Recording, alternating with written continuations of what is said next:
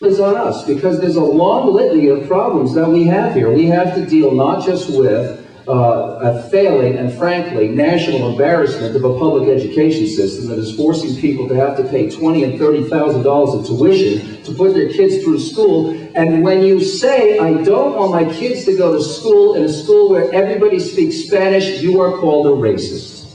And we have to be willing to reject this. Because here's the deal, okay? Google my name and put in Mcintyre racist and you get 14 million hits.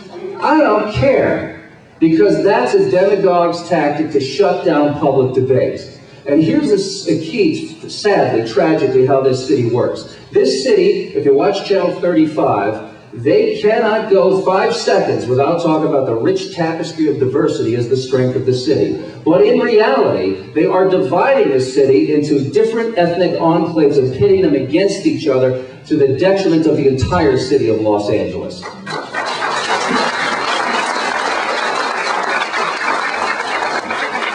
There are obvious problems. There are problems of a failing school system, and frankly, a failed school system. There are pockets of success, but it's haphazard. It's just the luck of the draw where your kid happens to live. If he happens to live in a district that has a fine school, he's lucky. But if he or she doesn't, they're sentenced to, in some cases, joining gangs just to get to and from school. They don't even want to be in gangs, but it's so dangerous for them to get from home to school and back that they have to sign up for gangs, join gangs just for protection to get to and from schools. And we've let this happen, ladies and gentlemen. I'm sorry to say this, but we have met the enemy, and he is us. And it's absolutely true. Okay, that's fine. That's a thoughtful comment. Anyway, it's Vox Populi. By the way, all the opinions expressed here are my opinions, not the Sherman Oaks Homeowners Association. So I'll take responsibility for the charges of bullshit. But here's the reality. I happen to know it's true.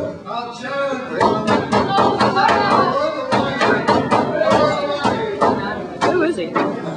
So, this is our fault because we have allowed the politics of Los Angeles to disintegrate into a one-party system.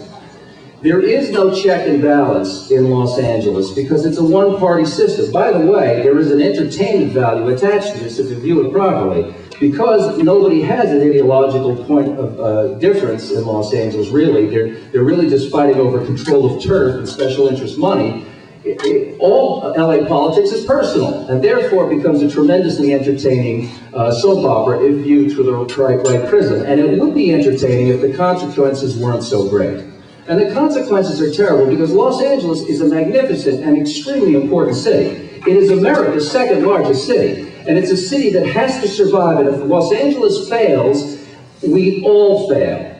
And Los Angeles doesn't have to fail, but we have to have the correctives that America does so well. And those correctives involve elections that involve actual candidates who represent change, not the same musical chairs that we see when one person is termed out, they hand over the position to their chief of staff, and if they can't get their chief of staff in or they can't find a safe seat to run for, they go get a job working for a lobbyist for some special interest group, and then they use their same hallway passes to go tell their buddies to vote for legislation that they now getting paid to support openly. And you see the result. The result is that we desperately need candidates. All the candidates that are here today, I honor you, I really mean it, because you're branded as crackpots and fools and crazy, and people write you off as gadflies, when in fact what you really do is all of you represent the highest civic virtue, which is somebody who stands up and cares enough to run the gauntlet, to take the lumps that is a political campaign, and put their hat in man in the arena, who is actually offering the people of Los Angeles an alternative to what we have, which is a status quo system that has produced a failed public school system, despite the heroic efforts from brave teachers, remarkable teachers who have to go in and deal with their own physical safety to get to and from class in many cases. This should be unacceptable in modern day America. It should be unacceptable anywhere. But somehow we have accepted it as if it doesn't apply to us. We live in Sherman Oaks,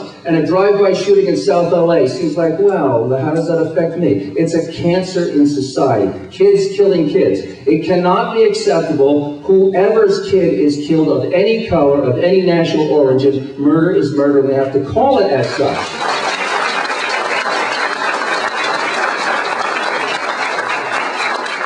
The politics of Los Angeles has disintegrated into what I call the 3 C's. It's government of by the 3 C's: crooks, crackpots, and cowards.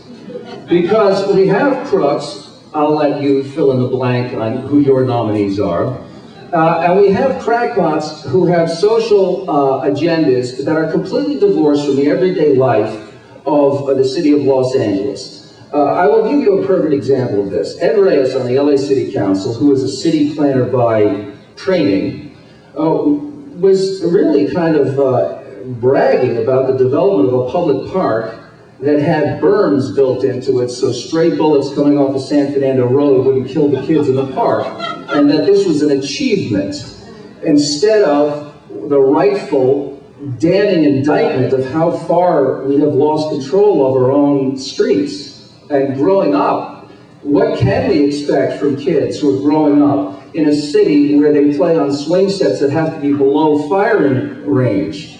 We're creating a culture of violence where crime scene tape has become a fixture of childhood for far too many neighborhoods. We have had the city literally, and I'm going to go back to the theme of the Tale of Two Cities, well, some people are succeeding wonderfully. On the other hand, you have the signs of a city spiraling the drain, circling the drain. I'll give you an example. We've lost how many miles of copper wire stripped out of the streetlights? We had a 100-year-old statue cut in half with a blowtorch and sold for scrap in a mid-city. We've had shootings in libraries. We've had Garfield High School torched. It is literally like the signs of the brass fittings at a fire hydrant stolen and sold for scrap. So you literally see on the one hand, Rick Caruso building the Grand Avenue of another beautiful mall with marble floors, and it's fantastic. Another Gap, thank God we have one. And then next to it, you see illegal garage conversions of 13 cars in the neighborhood. We had the same situation. We had a house on our block that's still there. They had a registered rapist living in the house, a convicted violent rapist that they were renting an illegal room to on our block. Can't do a damn thing about it. It's a quality of life issue. But it's going to continue as long as we still have the same one-party politics where they don't worry about you at all. They've gotten very good, frankly, of waiting you out, of waiting until you move on to the next thing, of deleting emails, of saying, well, where's this call from? Not my district, not a threat to me. Delete. And it's a cynicism that has a toxic effect on a very, very important city. An enormously important city. A city that is not only important to the nation, it's important to the world. And it's a city that can do so much. It's a beautiful place. It can be, it has been, it can be again. But they're not going to do it. They don't care. They only see the citizens, especially homeowners, as ATM machines and pants. That's it. You're a source of revenue.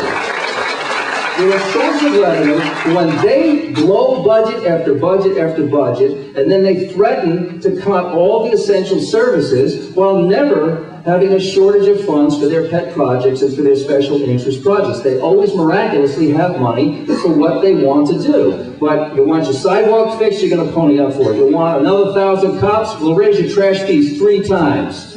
You know? And while we're asking for relief on the basics of life, education, safety, public safety, transportation, road maintenance. This is not rocket scientists, ladies and gentlemen. We have been doing this successfully in this country for years. How did we forget how to do it? It's not like this other places. It's because we have a broken political system that literally has become calcified and entrenched in City Hall and in Sacramento, the County Board of Supervisors, because nobody is held accountable. The media doesn't cover them. In fact, in Sacramento, until Schwarzenegger went out there, and we know how well that's worked out. Yeah, you all tax, put your go PP, and then the coffee go per. We would not do the tax. And now, of course, he's going to put a sales tax on the ballot. And the sales tax is the single most regressive tax you can. It's a tax that hurts the poor the most, number one. And why are the people being punished? Because they got $45 billion more than they started with, and they blew that plus $15 billion. This is not a revenue issue, it's a spending issue, and it has been for decades.